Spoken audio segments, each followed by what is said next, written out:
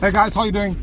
Morning, welcome to the Academy Answers podcast. On this podcast, we talk about happiness, success, full potential. We talk about the power and the innate ability that all human beings have to create a life of happiness, freedom, and full potential. Reaching that pinnacle, reaching that point in their life where they're happy to wake up and they're excited to wake up and take on their days, where their life feel fulfilled and their life is of meaning.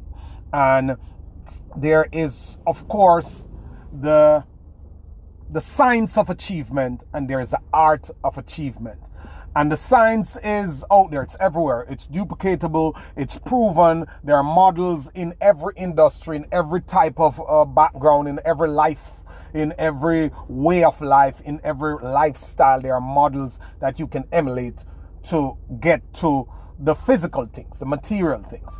But the art is what has eluded a lot of people. That's why we have so many people who have been widely successful, monetary wise and achievement wise, but they are strung out on drugs, they are depressed, they are overweight, they are chronically, they're stressed to the T, and because they've never really figured out the art of fulfillment. And as Tony Robbins always say, that the greatest failure is having success without fulfillment. Chasing something and realizing that the material, the physical, is not all that you chalked it up to be. Is not all that you hope it would be. It is not giving you that inner feeling. And it is easy for the survival instinct to override the emotional and the social part of us. It's easy for that because, as Maslow hierarchy of needs specifies, that survival need is the strongest. You cannot tell a man to, hey, be a part of your community. Help us to make the edges look good and the curbs look fresh and nice if that guy cannot find his dinner. His ability to feed himself and family is paramount. If you are struggling and you're pushing to feed yourself for too long, the emotional side of you gets piled on with a lot of layers, all the stresses and pressures of your daily life. And then if you actually get to that point where you take care of the survival need, and it's not a nice nightly stress, it's not a daily stress. If you can pay your bills, do what you want to do, buy what you want to buy, go where you want to go, then all of a sudden that disappears and the mind takes you to that other level where it is seeking the social energy. It's seeking that social fulfillment. And if you are lost, if you never understood the art of achievement, then you go in circles and it becomes so heavy because you have no one around you, because a lot of times people destroy their social lives to build their financial lives, and it doesn't you have no one around you, no one to love, no one to share with, no one to care for, and no one who respect you or look up to you, or nothing to be about, or nothing to contribute, or nothing that connects you to your social side, your human, social, psychological needs. And all of a sudden you feel empty. And that can spiral into anything. That spiral into addiction, that spiral into destructive behavior, unhealthy habits, and all that sort of thing. So what I'm trying to tell you is that success is the balance. I always use this example of the clown juggling 4, 5, 6 balls at a time. Now, he cannot touch the balls all at the same time. All 6 is not or never in his hand. But he has to keep them going, and during a specific interval, he has to be touching them often enough to keep them into rotation. And that's your life. You have to be touching the important aspect of your life to keep them into rotation. You will not always be able to touch it, but you have to have that frequency, that level of consistency, that keep pace with it. A lot of time we lose pace with our children, not because we didn't do the homework with them last week, but because we haven't done homework with them in 8 months.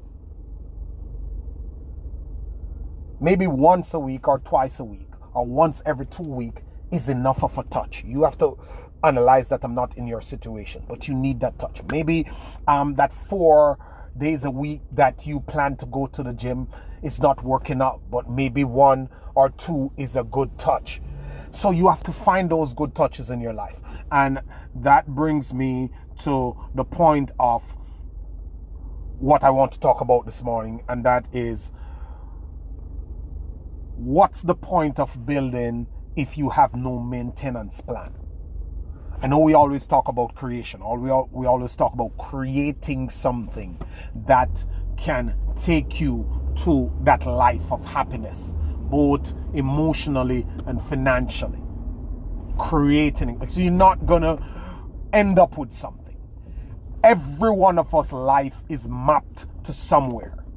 What you're doing now is creating a map to somewhere. You're optimized to go somewhere. We all are optimized to go somewhere right now. The things we're doing, we're optimized to go somewhere that we're most likely to go, that we're most likely to end up with in our finances, in our marriages, in our social lives.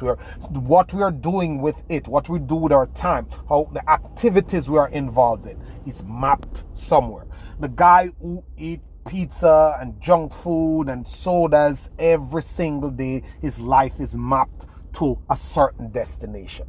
The guy who goes to it, his health. The guy who goes to the gym, his health is mapped to a certain destination for the most part.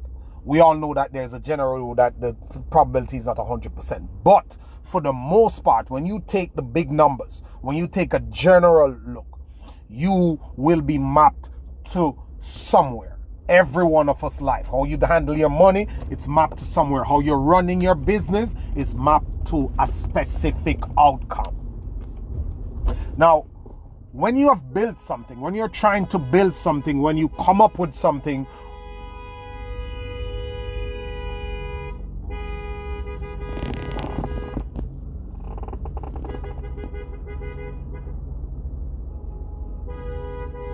I'm doing this while I commute, and this guy is getting psycho with his horn. When you have created something, when you have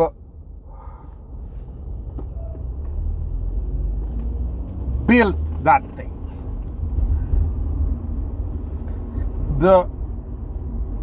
or when you're building something, when you have built a habit, when you have built a business, when you have built a life, when you have built a marriage, it is not an end. Life does not present you with ends. Meaning, it's not something to go for and get it. It's not a part of life that these things are associated with. It is a way of life. If you have built it, you have to maintain it.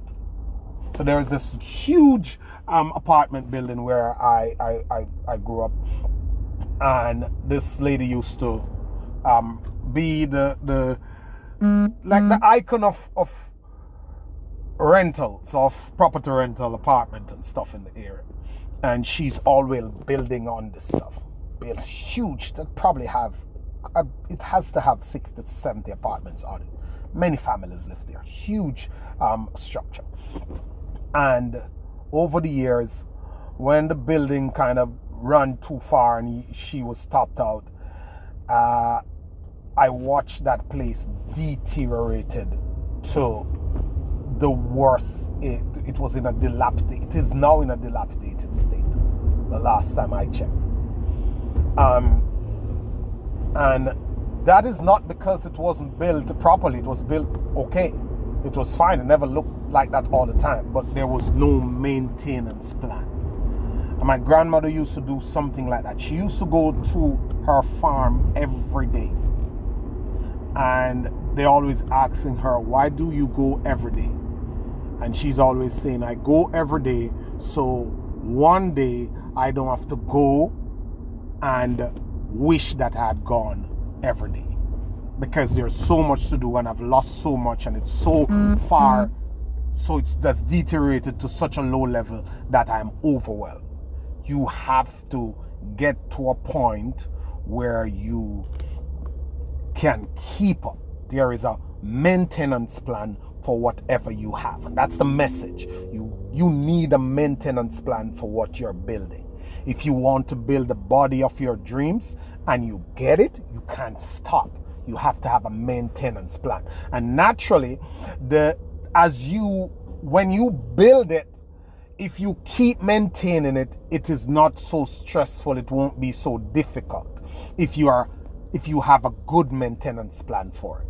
If you have properties and you attend to it every month, you see what needs to be done, you get some paint, you cut the edges, you pick out the weeds, bad weeds, and it is easier for you to keep it in good condition than if you wait 3-4 years when it's gone down to the gutter to try to fix everything. The same thing with your car. You got to maintain it so you don't wake up one day and get a huge bill, or it is so far deteriorated that you have to change it.